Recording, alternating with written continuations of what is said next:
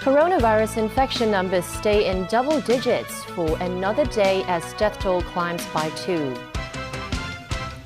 Positive response as registration begins for the city's universal COVID-19 testing program.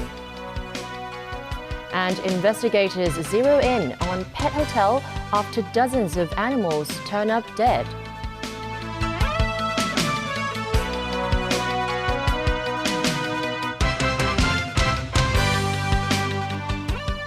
Hello and thanks for joining us here on TVB News. Another 18 more coronavirus cases were reported in Hong Kong today, with most of the infections locally acquired. And 2 more coronavirus patients have died, bringing the city's death toll to 86. Among the latest infections, 11 are linked to previous COVID-19 cases. That includes a cluster at the Hongqi Leimukshi Hostel. 1 more resident and 1 more staff member from that care home for the mentally disabled have been diagnosed with the virus. At least 1 nurse at a private doctor's clinic in Yuen Long has tested positive for the virus. The clinic has been closed. 2 retirees and an engineer are among the infections with no source of infections. That also includes an Indonesian domestic helper who stays with her employer in Kwai Chung. She lives with the employer and take care of an old lady. They noticed that there's a confirmed case in the same floor in a neighbor. That's why they are a bit worried and moved to the relative's place in Taiwan. The employer and the family the pair stayed with have all been sent to quarantine. As infection numbers continue to linger at double digits, health authorities are encouraging people to get tested by the voluntary community-wide testing. I think it's a good start to have many people registered. I think the public should take this opportunity to test if they have asymptomatic infection and try to help us to break down the chain of transmission. The 2 imported cases today are a 14-year-old boy who recently returned from Pakistan and a 37-year-old domestic helper who arrived yesterday. As for the latest COVID-related death, the 98-year-old woman had been a resident at an infected elderly care home. She had chronic illnesses and was sent to hospital earlier this month with a fever. The other person was a 63-year-old man who was initially cleared of the virus after being treated in hospital. The man died of respiratory failure last night. More than 220,000 residents have signed up for the city's universal COVID-19 testing program. Registration opened this morning for the scheme, which is set to last for 7 days. Dong Yao-nei checked in on today's preparations. The mass COVID-19 testing scheme is just around the corner.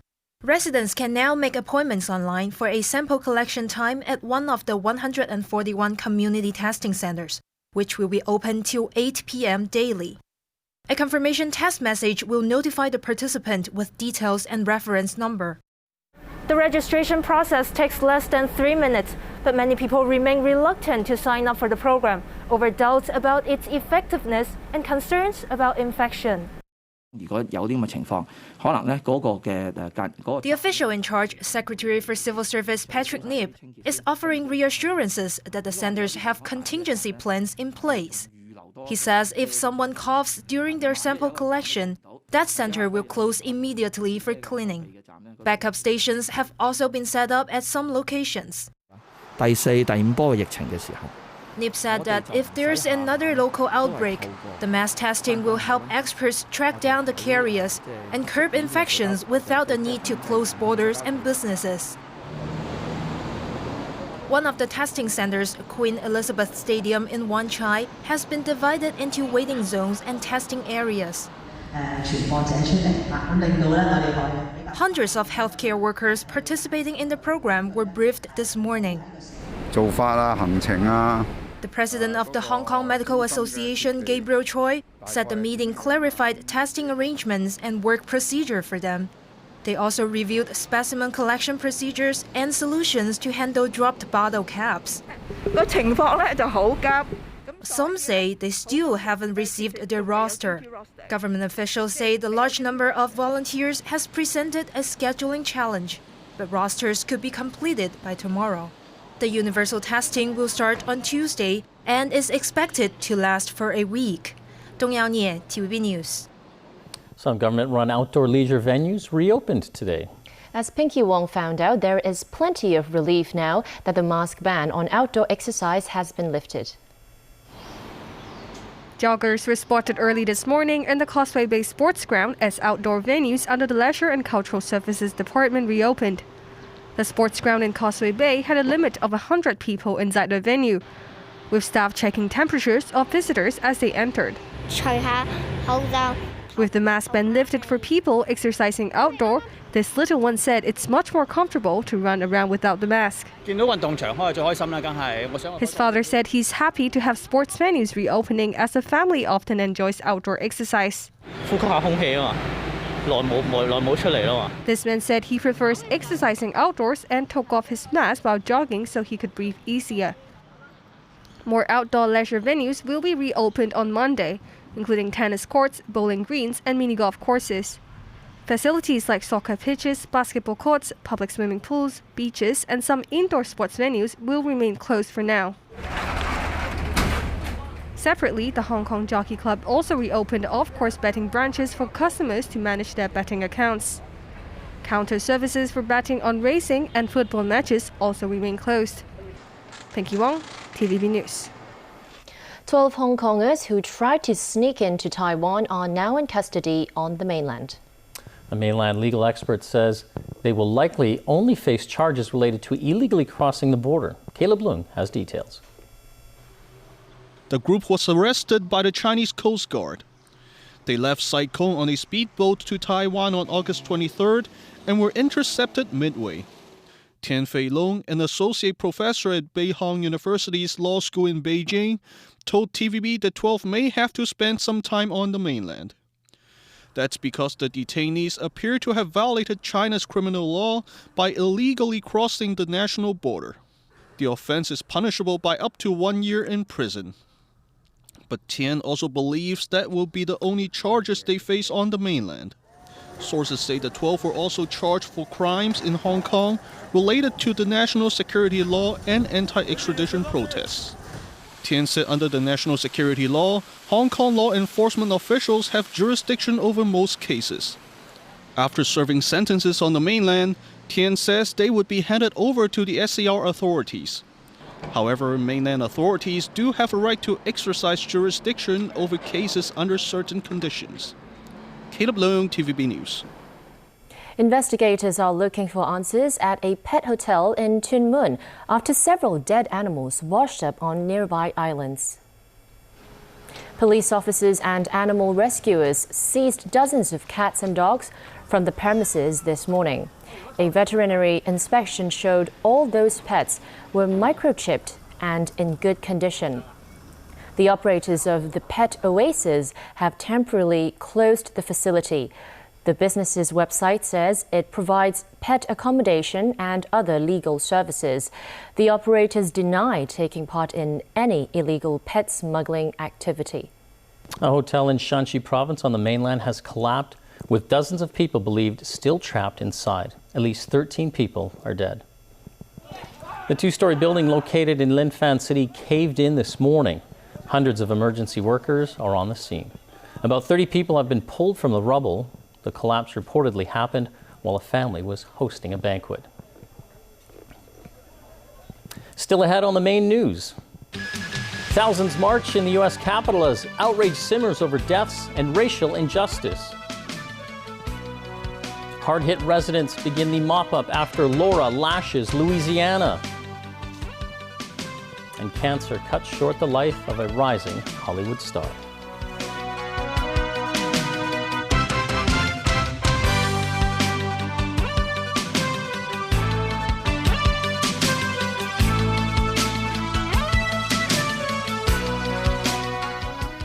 Welcome back to TVB News. Thousands marched in Washington to denounce racism on the anniversary of Martin Luther King Jr.'s iconic I Have a Dream speech.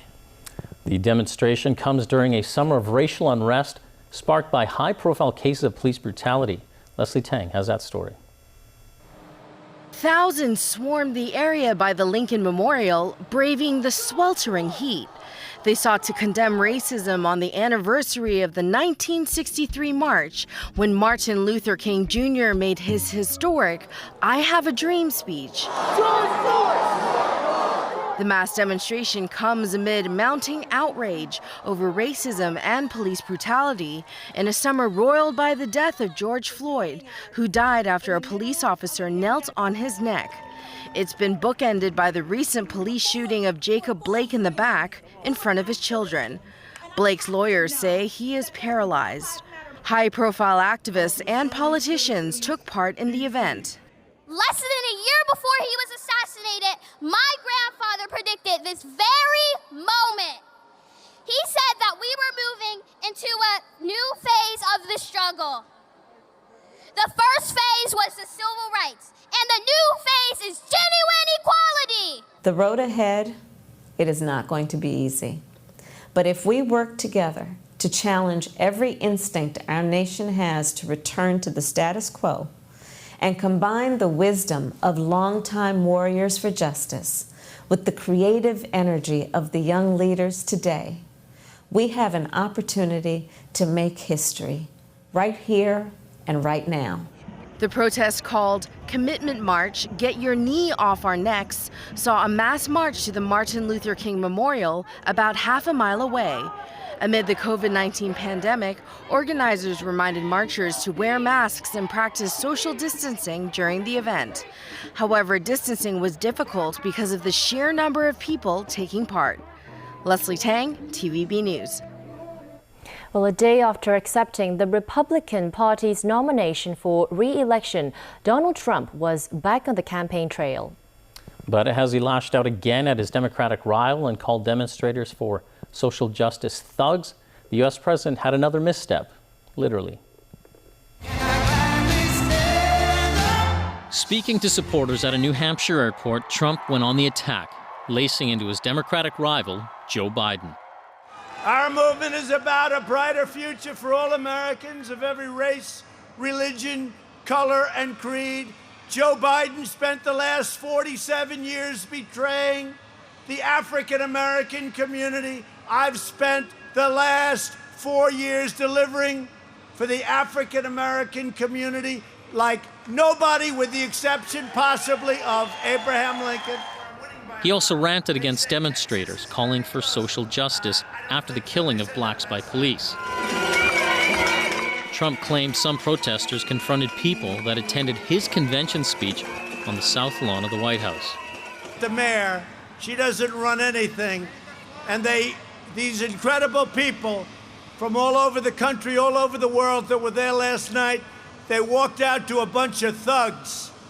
And that wasn't, remember this, that wasn't friendly protesters. They were thugs. They were thugs.